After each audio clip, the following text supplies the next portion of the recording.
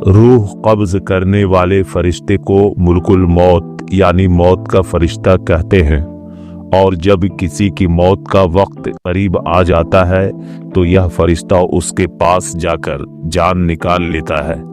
ऐ मेरे इस्लामी भाइयों, मौत एक ऐसी तल्ख हकीकत है जिसका मज़ा हर्जी रूह को चखना है।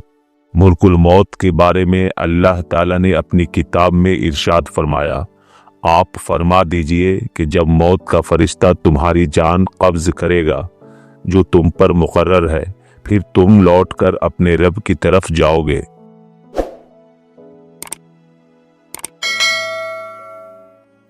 हज़रत आदम अलैहिस्सलाम की तख्लीक से क़ब्ल अल्लाह ताला ने फरिश्तों की तख्लीक फरमाई जो दिन रात अल्लाह की तस्बीह और इबादत में मशगूल रहते हैं, और वो नूर से पैदा किए गए हैं। कुछ अल्लाह के हुक्म के मुताबिक अपने अपने काम पर मुकर्रर रहते हैं। इन फरिश्तों में एक फरिश्ता इज़राइल अलैहिस्सलाम है, जिसका मतलब है अल्लाह का बंदा, जिन्हें लोगों की जान निकालने का काम सौंपा गया है, खाह वो मुसलमान हो या गैर मुस्लिम। लिहाजा कुरान करीम में इज़राइल अलैहिस्सलाम को मुल्कुल मौत का नाम दिया गया है।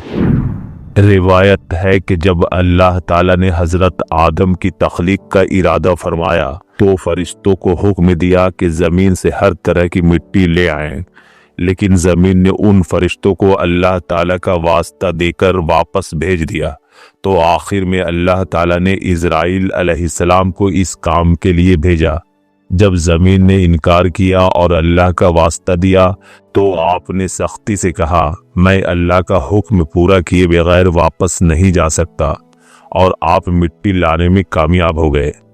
इसके बाद अल्लाह ताला ने फरिश्ता इज़राइल को तमाम जिंदा मखलूक की रूह कब्ज करने का काम सौंपा और फरमाया, ऐ इज़राइल, तुझे औलादे आदम की रूह कब्ज करने के काम पर मामूर करता हूँ, ताकि तू किसी पर रहम न खाए, चाहे वो माँ की गोद में शेरखार बच्चा हो या उस बच्चे की माँ।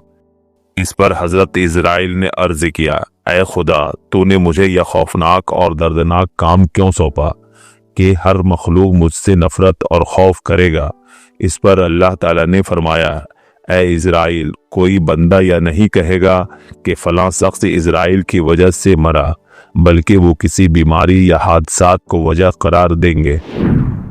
लिहाजा हज़रत आदम से लेकर क़यामत तक आने वाले हर इंसान के रूह कब्ज़ करने की जिम्मेदारी मुल्कुल मौत को दी गई है। अल्लाह ताला के हुक्म से इस काम पर फरिश्तों का एक लश्कर भी आपके साथ होता है। लिहाजा हज़रत इब्न अब्बास बयान करते हैं, उनको तमाम बनी आदम पर मुसल्लत कर दिया गया है। वो किसी पाक रूह को कब्ज़ करते हैं तो उसे रहमत के फरिश्तों के हवाले करते हैं, और जब किसी नापाक रूह को कब्ज़ करते हैं तो आज़ाब के फरिश्तों के हवाले कर देते हैं।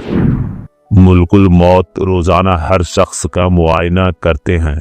जिसकी उम्र पूरी हो जाती है और जिसका रिस्क दुनिया से ख़त्म हो जाता है, उसके मौत का वक्त मुकर्रर कर देते हैं और उसी मुकर्ररा वक्त पर उसकी जान निकाल लेते हैं। जब इंसान की मौत हो जाती है और उसके लोग अहबाब रोना शुरू कर देते हैं तो मुल्कुल मौत दरवाजे पर खड़े होते हैं और फरमाते हैं, मैंने तुम्हारा कुछ नहीं बिगाड़ा, मैं तो अल्लाह के हुक्म की तामील करता हूँ। न मैंने तुम्हारा रिस्क छीना और न मैंने अपनी मर्जी से रूह निकाली, और मुझे तो हर एक शख्स की रूह कब्ज करने हर बार आना है। उस वक्त कोई आम इंसान मुल्कुल मौत को नहीं देख सकता। अगर देख ले तो खौफ के मारे जान निकल आए, बावजूद इसके कि वो एक फरिश्ता है, मगर उनकी शक्ल सूरत और हुलिया निहायत ही खौफनाक और अजीबो गरीब है।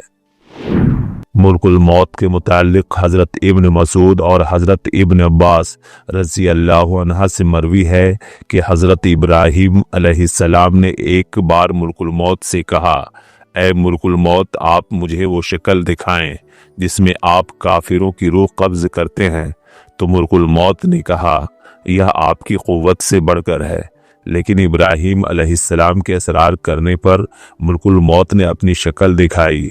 आपने देखा कि एक सियाह शख्स है जिसके सर से आग के शोले नमूदार हो रहे हैं اور جسم سے بال کے بجائے انگارے نکل رہے ہیں اور کانوں سے بھی آگ نکل رہی ہے۔ یہ دیکھ کر آپ علیہ السلام بے ہوش ہو گئے۔ جب ہوش میں آئے تو وہ موجودہ حالت میں تھے۔ اس پر آپ نے فرمایا، اگر کافر کو محض آپ کی صورت ہی دیکھنے کی تکلیف برداشت کرنی پڑے تو یہ بہت بڑی تکلیف ہے۔ اس کے بعد حضرت ابراہیم نے پوچھا، آپ یہ بتائیں کہ مومن کی روح کس صورت میں نکالتے ہیں؟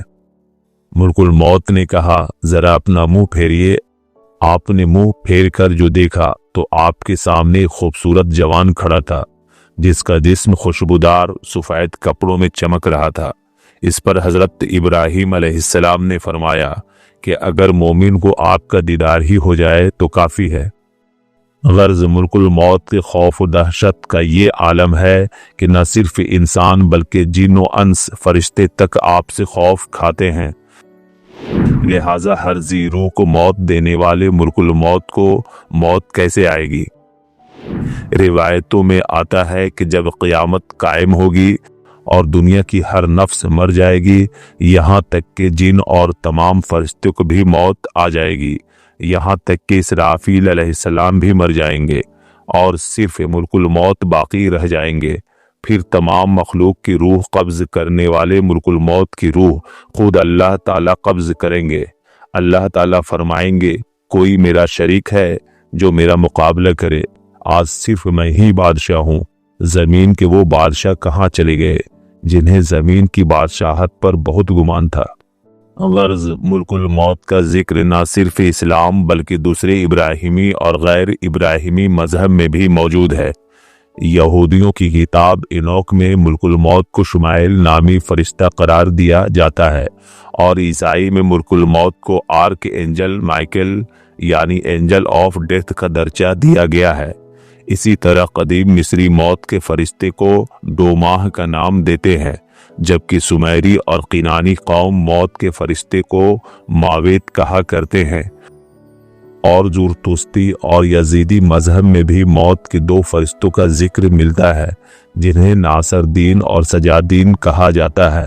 اسی طرح ہندو دھرم میں یمراج نامی دیوتا کو موت دینے والا مانا جاتا ہے۔ چنانچہ ہر مذہب میں موت کے فرشتہ کو ایک دیوتا مانا گیا ہے۔